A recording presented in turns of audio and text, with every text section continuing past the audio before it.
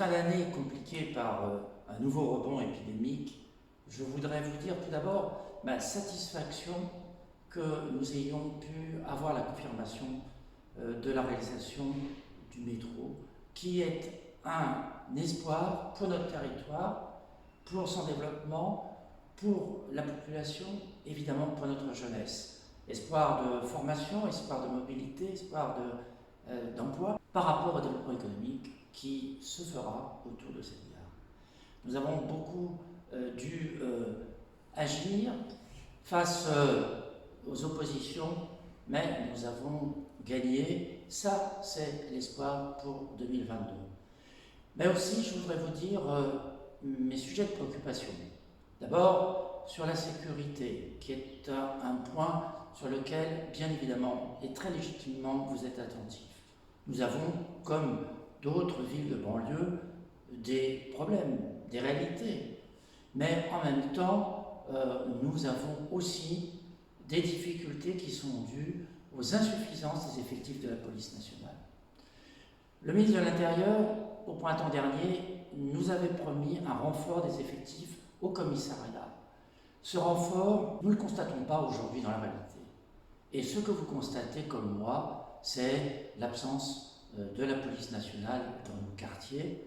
C'est évidemment une police nationale qui agit lorsqu'il y a des événements, mais ce que nous voulons, c'est une police de sécurité publique qui soit aussi dans les quartiers, auprès de vous, et pour aussi permettre justement que nous puissions, avec un emploi de la police nationale qui soit un emploi d'une police de proximité au service des habitants, prévenir beaucoup mieux la délinquance. La ville agit.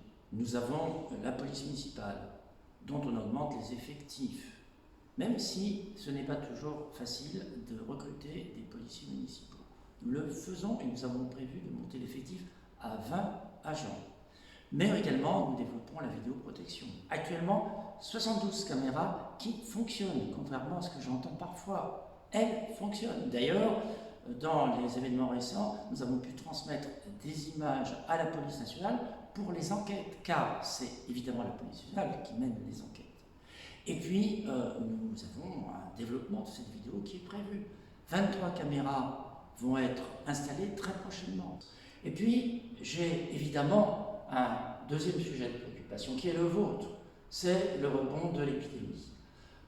Nous avons pu remettre en place et faire fonctionner avec l'hôpital le centre de vaccination. Aujourd'hui, nous avons aussi amélioré le dépistage avec le laboratoire d'analyse de la ville, et aujourd'hui, un nouveau site est mis en place au centre commercial de la Madeleine qui sera, avec l'hiver évidemment, plus confortable. Cela, nous le faisons, mais en même temps, vous devez aussi faire en sorte de vous protéger et de protéger les autres.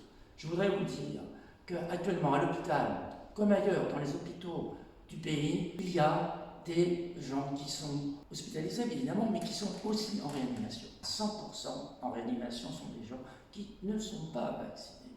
La vaccination est, malgré les difficultés de compréhension, malgré l'impression que l'on a que le gouvernement ne maîtrise pas la situation. Un jour, on nous dit qu'il faut faire du Pfizer. Un autre jour, on nous dit vous n'aurez plus de Pfizer dans les centres de vaccination et vous aurez du Moderna. Et puis le Pfizer est réservé pour les médecins et pour les pharmaciens. Ça crée de l'incompréhension. Mais en même temps, que ce soit l'un ou l'autre des vaccins, ils protègent. La preuve est faite. Donc, je vous demande, en passant les fêtes en famille, avec les amis, de faire attention. Je vous souhaite, chères Guyanéciennes, chers Guyanéciens, de bonnes fêtes de fin d'année et un moment de bonheur en famille et avec les amis.